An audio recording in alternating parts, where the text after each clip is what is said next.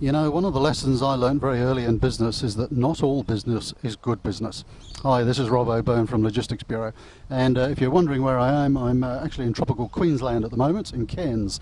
I'm here for work, not sitting on the beach, and we've got a cyclone coming in very soon, so I'll try and make this quick. Hopefully you can hear me okay above the wind.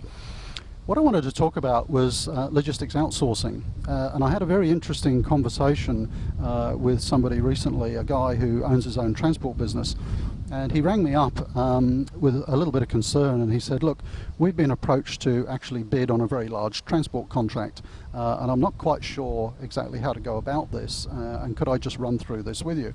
And he actually sent over to me the request for tender document so that I could get a handle on what the requirement was.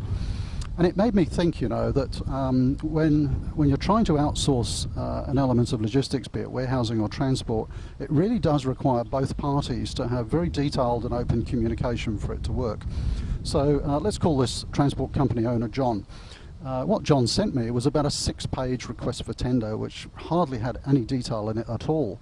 It basically just said, we need these products moved from A to B, please give us a quote on your services.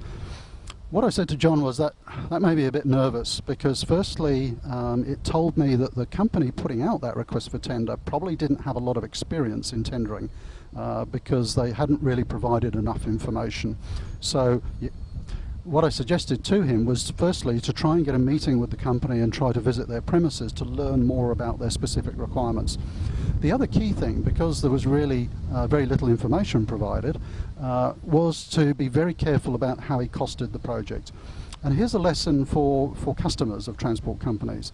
Because so little detail had been provided, what John had to do was make a lot of assumptions about how the service was going to be provided and the sort of resources that he needed to provide.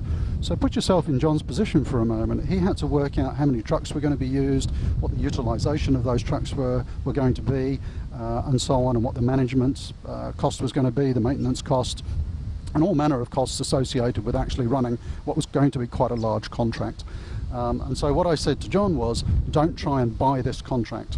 That's a term you very often hear in transport, where transport companies will bid quite low for what they think is a very lucrative contract, but it actually turns around and bites them in the end, because they've underestimated the resources and the costs involved in servicing the contract, and they end up losing money on the contract, and the customer's unhappy, and the relationship breaks down.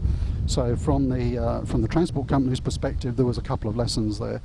From the potential customer's perspective, I think it's all about, be open as much as you can, obviously with confidentiality, commercial confidentiality, but try and give people as much information as you can about the task at hand, some detailed data if you can, the sort of relationship that you're looking for, maybe the type of commercial contract you're looking for, to give potential suppliers a bit more information on exactly what you're looking for. So the key message there, and I do need to give John a call and see if he won the contract, but the key message there was for both parties, take a little bit of care and time and make sure that you go through and really understand the requirements of the contract well, communicate often and in detail about what the need is going to be, and then hopefully things will work out well. The contract will be correctly resourced and costed, and it'll be a long-term fruitful relationship.